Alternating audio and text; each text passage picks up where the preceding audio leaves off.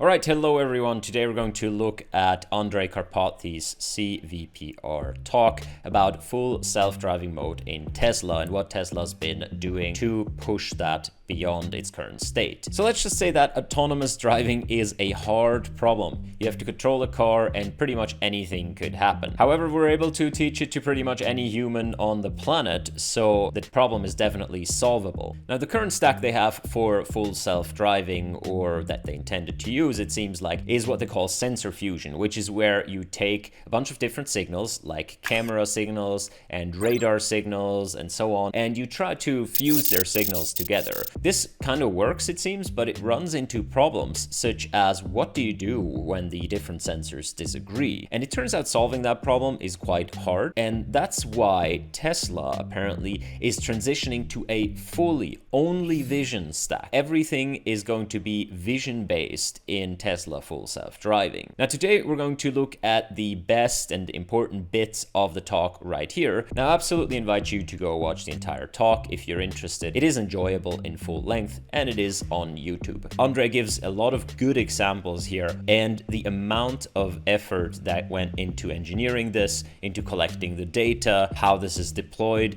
is astounding. Now keep in mind this is the lead AI scientist for Tesla, so it is going to be a bit of an ad. However, it is pretty cool to see that we are actually making a real push towards full self-driving. A lot of people have been super salty, saying that Elon Musk has promised this like 1 or 2 years ago already. But come on, I mean, do you see anyone else doing fully self-driving at this level? No, so shut up. So the first thing right here is a couple of scenarios of what Tesla is already doing, which is sort of a driver assistant. So if the person is driving, but the system is relatively sure that the person's making a mistake, the system kicks in, mostly to do automatic braking for the user. So I want to show you this one example right here. It starts slowing and probably does not actually enter the intersection. These are examples from pedal misapplication mitigation, PMM. Here a person is unparking from their driving spot and they are trying to turn and then they mess up and they accidentally floor it. So they floor it right there. So you see, like, the person wanted to brake but stepped on the gas. There are people right in front of the car. So be salty all you want. This right here is already worth it. So as a human, there is a lot of resistance against fully self-driving, feeling that you're no longer in control anymore. But the matter of the fact is that these systems already are, and in the near future will be even much more better than humans at driving. It's going to be much cleaner, much safer, much faster, less traffic jams, and so on, to let the machines take over the driving. Pretty much in the same way as it's much safer to let the machines take over the braking in these scenarios. The only times you're actually going to drive by hand is when you do it for fun. Now I drive a motorbike. It's a lot of fun to drive, but in a car, especially with other people, or if I do it for work, if I'm maybe a little bit tired, machines all the way.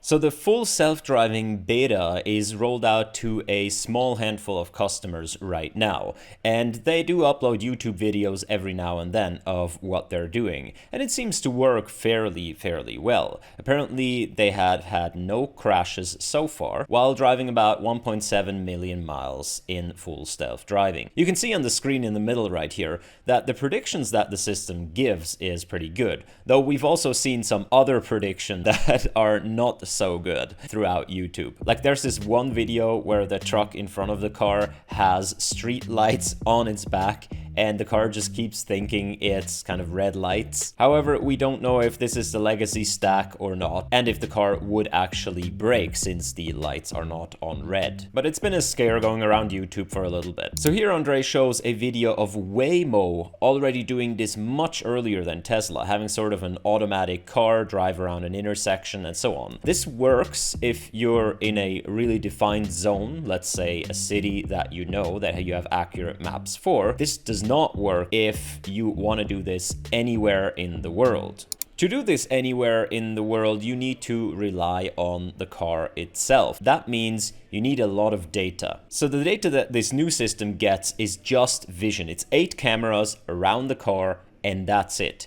And Andrej makes a good case here that that is actually all you need. Humans are able to navigate from this, and cars should be able to do the same. So an absolutely necessary ingredient to train such a system is a good, clean labeled data set. If you just wanted to use humans to annotate every single frame of cars driving around, that would probably be prohibitively expensive even for Tesla. So they came up with what I think is a pretty cool method called auto-labeling. Now, I'm sure they're not the inventors of this system, but to use it on this scale is very smart and it works out pretty nicely. Of course, we need to collect training data. The typical approach might be to use humans to annotate cars around us in 3 dimensions. What we found actually works really well is an auto-labeling approach. So it's not pure humans, just like annotating cars. It's an offline tracker, as we call it, and it's an auto-labeling process for collecting data at the scale that is necessary. So we need, again, millions of hard examples. So this is where the scale comes from, is that it's not labeled purely by humans, although humans are involved, it's labeled automatically. So here's an example of some automatic labels we were able to derive for cars on the highway. And the way you do this is because you are offline and you are trying to just annotate a clip, you have a large number of benefits that you don't typically have if you're at test time under strict latency requirements in the car. So you can take your time to fully figure out exactly all the objects and where they are. You can use neural networks that are extremely heavy. They are not deployable for various reasons. You can use benefit of hindsight because you know the future, not just the past. You can use all kinds of expensive offline optimization and tracking techniques. You can use extra sensors.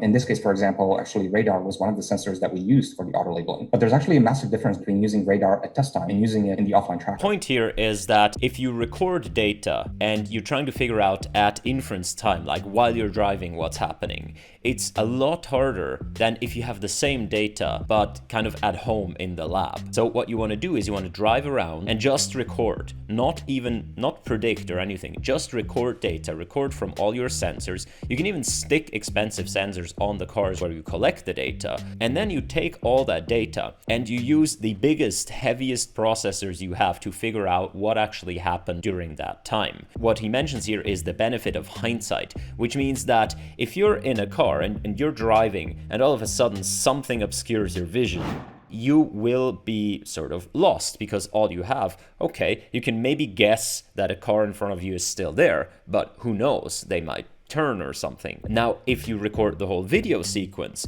you're able to see what happens beyond the obstruction of vision. And if you see the car is still there, you can make a good inference that the car was actually there the whole time. And therefore, you can annotate that data with a label saying, hey, that car was there the whole time. You can also do active learning and shell out to actual human annotators what you're not sure about. So this benefit of hindsight is really important here when you're under the time constraint of not being able to see into the future, as well as the latency constraint, and you have to have like an efficient neural network. In the lab, you don't have any of this. The method here, if you're developing something real time, I mean, this might seem obvious to you, I found it to be pretty cool. Yes, record, then figure out what happened, then use that as a labeled data set. So here's an example of how such a persistent track would look like after the neural network has been trained on data like this. Here's some examples of really tricky scenarios. I don't actually know exactly what this is, but basically this car drops a bunch of debris on us and we maintain a consistent track for the label. And of course, if you have millions of labels like this, the neural net, if it's a powerful enough neural net, will actually end up learning to persist these tracks in these kinds of scenarios. Here's another example. There's a car in front of us. I actually am not 100% sure what happens in this case, but as you'll see, there's some kind of a dust cloud that develops here and briefly occludes the car. But in the auto-labeling tool, we are able to persist this track because we saw it before and we saw it after, so we can actually stitch it up and use it as a training set for the neural net. So that's how they get clean labels in an automatic or semi-automatic way. But they still need to get a lot of data from kind of edge cases, because most of driving is quite uneventful, straight driving, and was done 40 years ago or something like this. I think Schmidhuber in GTC 21 talked about autonomous cars on highways, on controlled stretches of highways, super duper early already. So what we really need to collect is edge cases. And for collecting these edge cases, Tesla has developed these what they call triggers. So these are kind of hand-programmed rules of what data should go into the annotation pipeline. So imagine you have all these cars driving around, not only the people with full self-driving, but the detection, the actual recording of data is activated in all the Tesla cars driving around. They all send that data back to the server. Of course, that's way too much data, and also it's very unbalanced in terms of how many critical situations are in there. Again, most of it will be sort of straight road, empty, just drive straight. So what they do is they filter this data for these trigger events. Now, these trigger events can be as simple as whenever the radar and the vision mismatch. So whenever they disagree on something, that's an interesting example. But, it goes into very detail, such as we detect braking lights, but the acceleration is positive. So with these triggers, they're able to source a diverse set of training samples and edge cases where the neural network can learn the tricky situations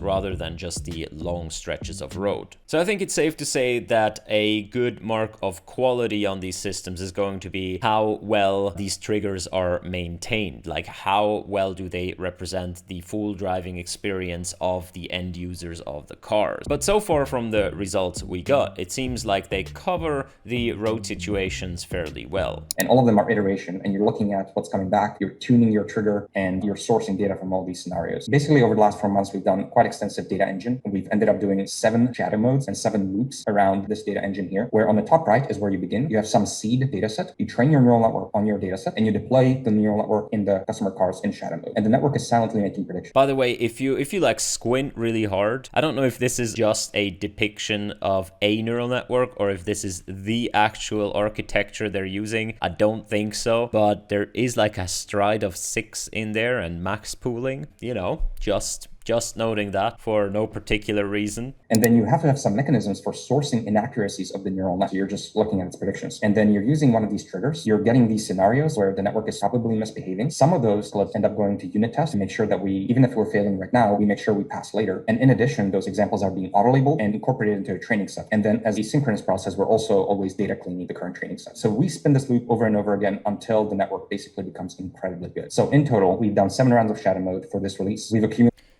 So shadow mode is what they call when they let the predictions run, but they don't hook them up to the control. So you're driving yourself, but the system predicts all the time. And whenever one of these trigger happens, that's an interesting data point that it's going to send back to the server. Actually, let's be honest, it's probably going to send everything back to the server. So the data set they come up with is 1.5 petabytes. Crazy. So next he's going to go into the architecture of the neural net, and this is also fairly interesting and not entirely standard. On the top, all of them are processed by an image extractor. The layout of the synthetic visual cortex in order to efficiently process this information. Our architecture roughly looks like this. We have these images coming from multiple cameras on the top. All of them are processed by an image extractor, like a backbone, like think ResNet kind of style. Then there's a multicam fusion that uses the information from all the 8 views. And this is a kind of a transformer that we use to fuse this information. And then we fuse information first across all the cameras and then across all of time. And that is also done either by a transformer, by a recurrent neural network, or just by 3-dimensional convolutions. We've experimented with a lot of kind of fusion strategies here to get this to work really well. And then what we have afterwards, after the fusion is done, is we have this branching structure that doesn't just consist of heads, but actually we've expanded this over the last year or so, where you now have heads that branch into trunks that branch into terminals. So there's a lot of branching structure. And the reason you want this branching structure is because there's a huge amount of outputs that you're interested in, and you can't afford to have a single neural network for every one of the individual outputs. You have to, of course, amortize the forward pass.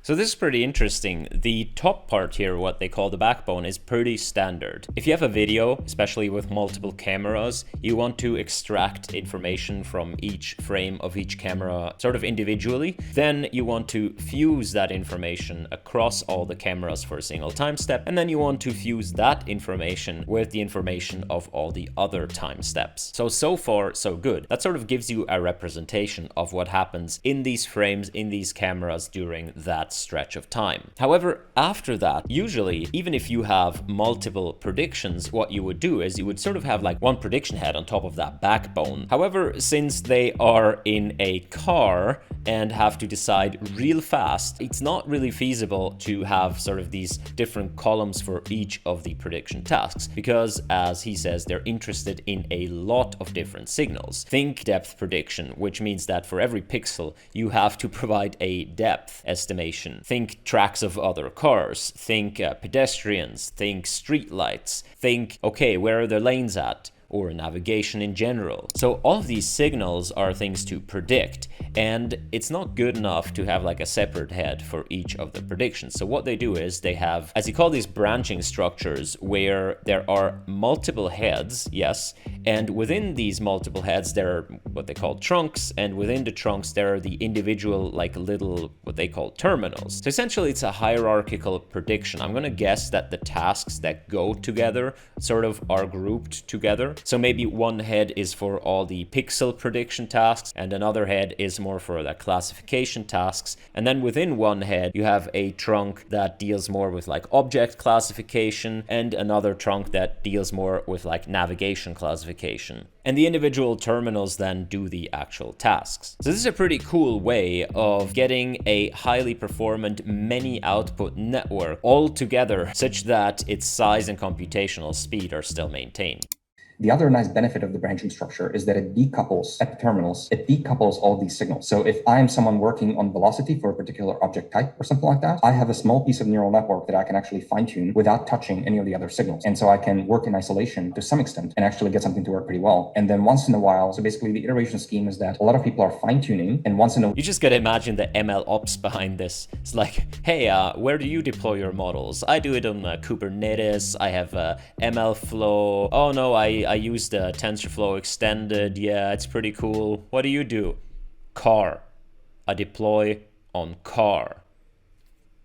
So next he's going into this in-house supercomputer that they built or are building. And this is a massive thing, absolutely massive. He says that in terms of flops, it's something like the 5th biggest computer in the world. Its storage speed is incredible. So I'm pretty sure you could even actually render Far Cry 2 on this thing, maybe. But in total, it has 5,760 GPUs, not any GPUs, the most expensive A180 gigabyte GPUs. It would be interesting to see what kind of algorithms they use on top of this to actually do the distributed training, or whether it's all just kind of simple data parallelism, aggregating gradients, and so on. Of course, they have super fast interconnect, super fast storage, super fast everything, and it looks sweet. Like, is this a stock photo of a server room, or is this the actual server room? This effort basically is incredibly vertically integrated in the AI team. So as I showed you, we own the vehicle and the sensing, and we source our own data, and we annotate our own data, and we train our on-prem cluster, and then we deploy all of the neural networks that we train on our in-house developed chip. So we have the FSD computer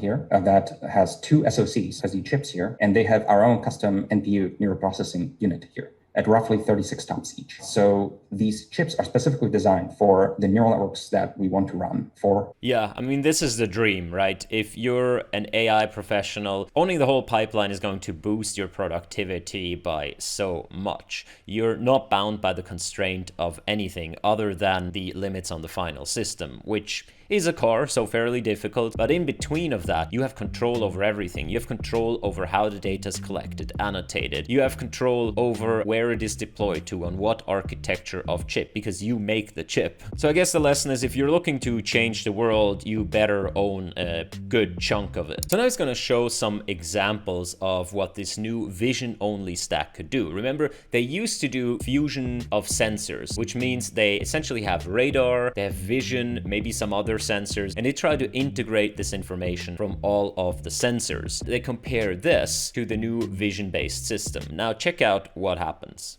In terms of the depth and velocity predictions that we were able to achieve by putting all of these pieces together and training these networks at scale. So the first example here, I have a video where this is on track testing. So this is an engineering car, and we asked it to slam on the brakes as hard as it possibly can. So this is a very harsh braking here in front of us. Even though it doesn't look like that in the video, it's very harsh braking. So what you can see on the right here is you can see the outputs from the legacy stack, which had radar vision fusion, and from the new stack, which is vision alone in blue. So in the orange legacy stack, you can actually see these track drops here when the car was braking really harshly. And basically the issue is that the braking was so harsh that the radar stack that we have actually ended up not associating car and dropping the track and then reinitializing it all the time. And so it's as if the vehicle disappeared and reappeared like 6 times during the period of this braking. And so this created a bunch of artifacts here, but we see that the new stack in blue is actually not subject to this behavior at all. It just gives a clean signal. In fact, here, there's no smoothing, I believe, on the blue signal here. This is the raw depth and velocity that comes out from the neural net, the final neural net that we released with about 3 weeks ago. And you can see that it's fairly smooth here. And of course, you could go into the radar stack stack, and you could, adjust the hyperparameters of the tracker, like why is it dropping tracks and so on. But then you are spending engineering efforts and focus on a stack that is like not really barking up the right tree. And so it's better to, again, just focus on the vision and make it work really well. And we see that it is much more robust when you train it at scale. So there you have it, proof by one example that the new thing works better. Isn't that every CVPR paper ever? But no, in any case, I can totally believe that the new stack, even though it drops a bunch of the sensors, is better. Because ultimately, if your one sensor, if vision is so performant that in every single disagreement you go with the vision thing, then why do you have the other sensors at all? The thing in front of it is just kind of braking too fast. So the radar kind of loses it and then regains it and loses it and regains it. Now, I have no idea how a radar works, so I'm speaking from complete ignorance right here. But what I'm going to guess, as far as I understand it, is that radar just kind of gives you the velocities of stuff in front of you, and then there is a tracking algorithm on top of radar that tries to figure out which stuff is the same stuff. And this is very much what they do in this auto labeling, where they have sort of a track on something, right? And then they use hindsight, and then they have a tracking algorithm that decides which things are the same, even though we don't see them all the time. And here you can clearly see the benefit of shifting this from inference time, which is what you have to do with radar, to the training time, which is what you can do with vision. So you can teach the vision system to sort of do this persistent tracking, whereas the radar system, you have to hand tune it to do this in real time. Now, he makes the point that, of course, you could go into the radar system, change the hyperparameters, but then he says, why bark up the wrong tree? Why waste time on a stack that isn't functioning? Well, it's a bit of a chicken and an egg problem, right? If you were to put as much effort into the radar stack as you were into the vision system, I'm going to guess that these results would go away and that it's able to keep up, maybe. But the arguments for going vision only is a strong one, and I don't doubt that it is probably a good way forward. And basically what's happening here is that the radar is very trigger happy, and it sees all these false stationary objects everywhere. Like everything that like sticks out is a stationary target. And the radar by itself doesn't know what actually is a stationary car and what isn't. So it's waiting for vision to associate with it. And vision, if it's not held up to a high enough bar, is noisy and contributes sort of error. And the sensor fusion stack just kind of like picks it up too late. And so again, you could fix all that, even though it's a very gross system with a lot of if statements and so on, because the sensor fusion is complicated because the error modes for vision and radar are quite different. But here, when we just work with vision alone and we take out the radar, vision recognizes this object very early, gives the correct depth and velocity, and there's no issues. So we actually get an initial slowdown much earlier, and we've really like simplified the stack a lot. Yeah, so here you can see the same failure mode in vision, that it kind of gets a track but doesn't, but get a track but doesn't. The important part is that once you get closer to the object, it is fairly consistent, right? As you can see right here, the vision stack recognizes this truck on the side much earlier than the radar stack did. Now again, this might just be a function of the hyperparameters used. I'm sure you could just lower the threshold for the radar, but you'd run into different problems. Now during the Q&A, he makes a good point in that, yes, other sensors would be nice to have, but just the pure economics speak in favor of vision too. Like, we develop cameras with much more rigor as a society than we do radar systems. And therefore, the camera sensors are just so much better nowadays and cheaper. So you can afford to build many of them into all kinds of things and collect data and make your systems better through that, than to put kind of a LiDAR on top of a car and having to sort of fuse those signals with the visual signals, especially when they're in conflict with one another. So if you ask me, I'm a fan. I like what I see here, even though I know it's kind of an ad. I don't own a Tesla, but I think it's still pretty cool. So in the end, he talks a bit about what they do to validate this data and how they roll it out, and gives a bunch of more examples of tracking. And there's a Q&A at the end. So if you are interested in that, I absolutely welcome you to go watch the entire talk. It is on YouTube. And that was it from me. I hope you enjoyed this, and I'll see you next time. Ciao.